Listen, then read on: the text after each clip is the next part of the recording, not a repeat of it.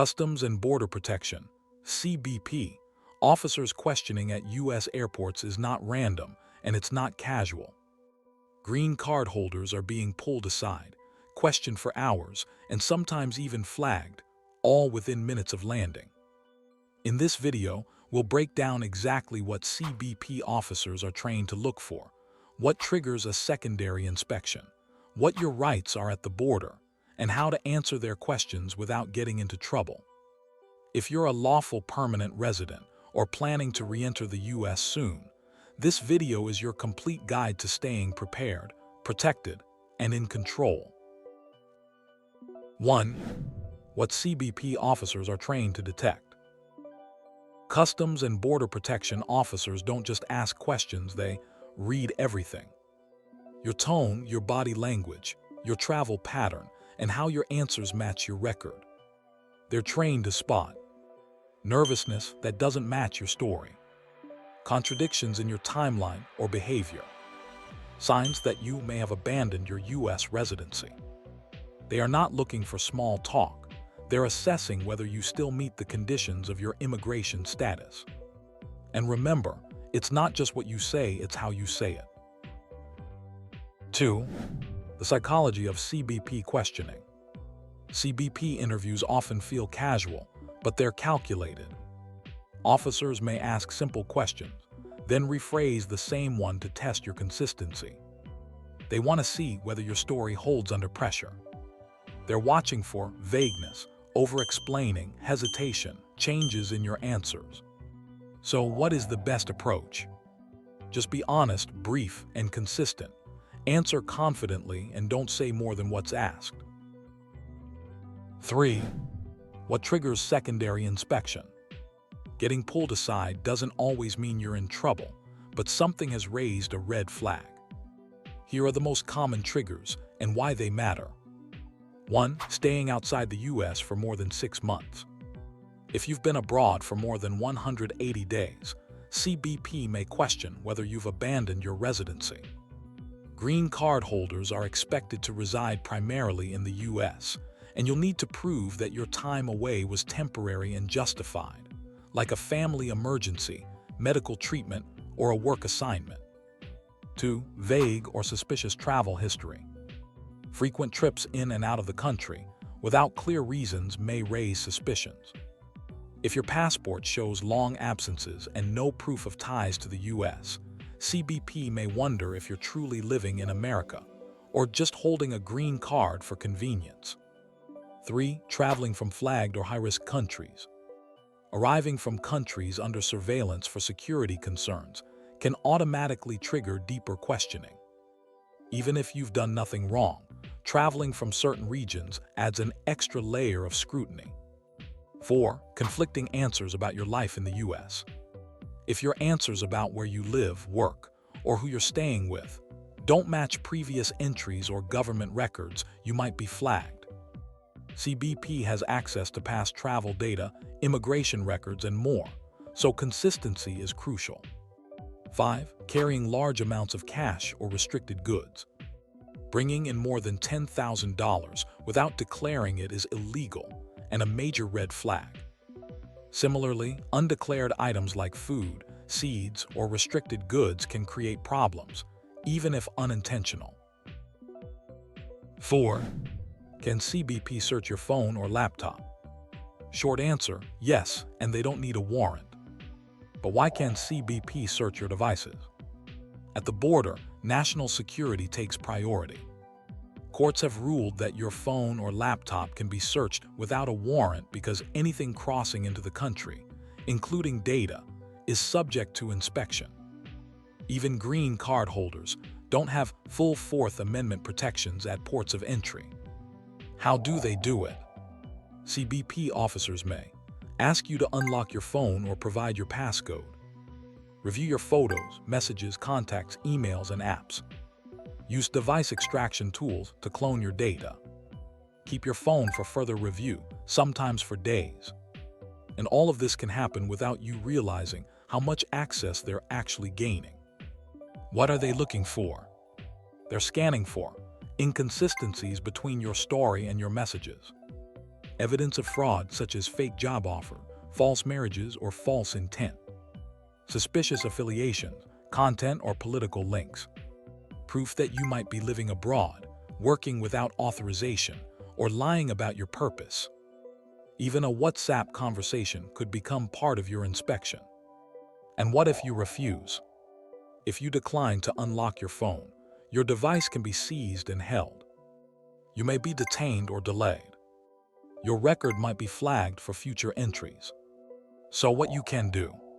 Travel with a clean device. Back up sensitive information before your trip. Log out of non-essential apps. Ask for a receipt if your phone is taken. Stay calm and cooperative. If your device was held or searched without clear justification, you should contact your attorney. You can file a FOIA request, Freedom of Information Act, to learn what data CBP collected. You may also file a complaint with DHS, Department of Homeland Security, and consult with an immigration attorney. But never argue during inspection. Do your part and seek legal help afterward if needed. 5. The documents you must carry.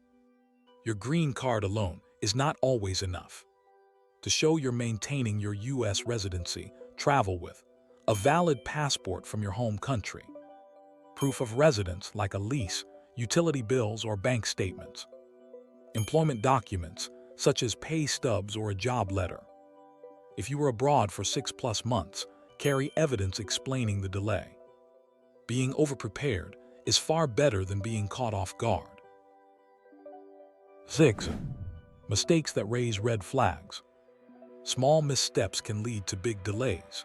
Here are common errors green card holders make and why they matter. Saying you live abroad. This signals to CBP that you've possibly abandoned your U.S. residency. Say instead, I live in the U.S. and I was temporarily overseas. Bringing in restricted items without declaring. Even common food items or herbal remedies can be prohibited.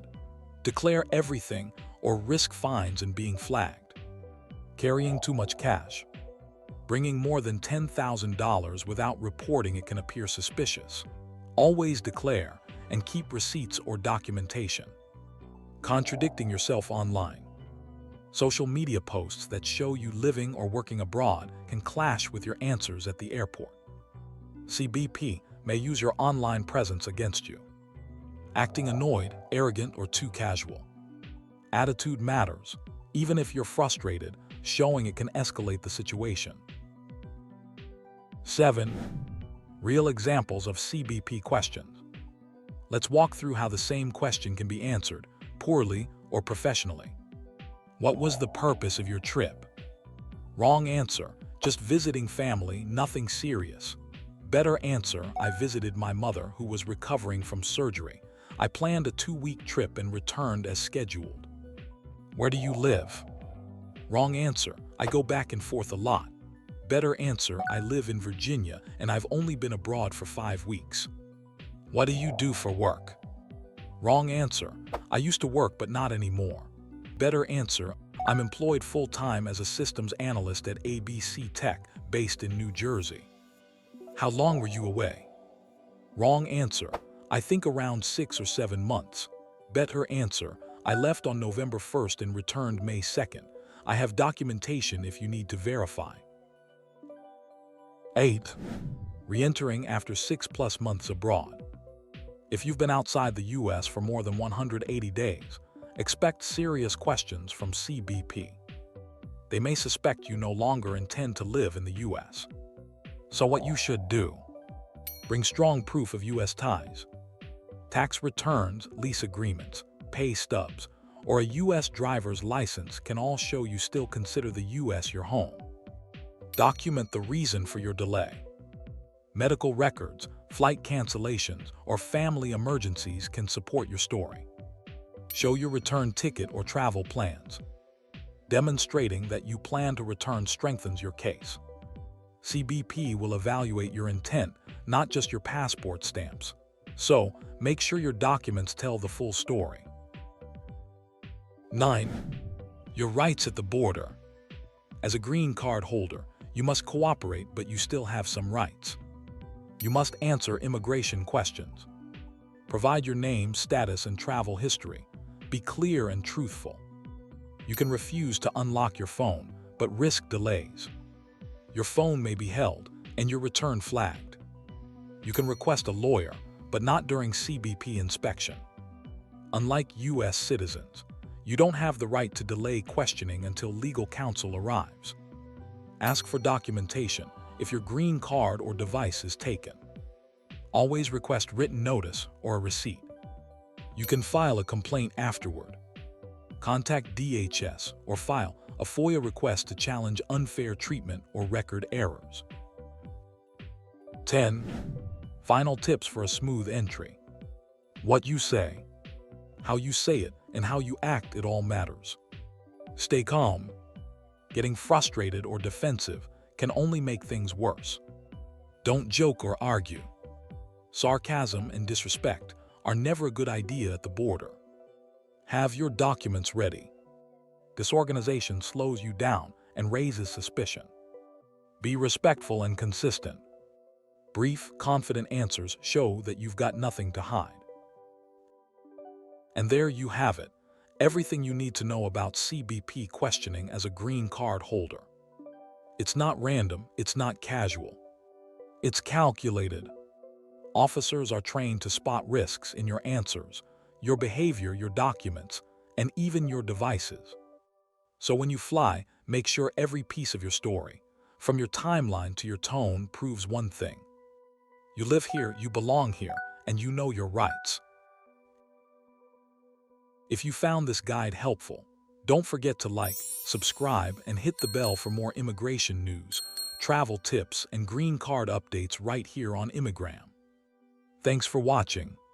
Stay updated, stay informed, and we'll see you in the next video.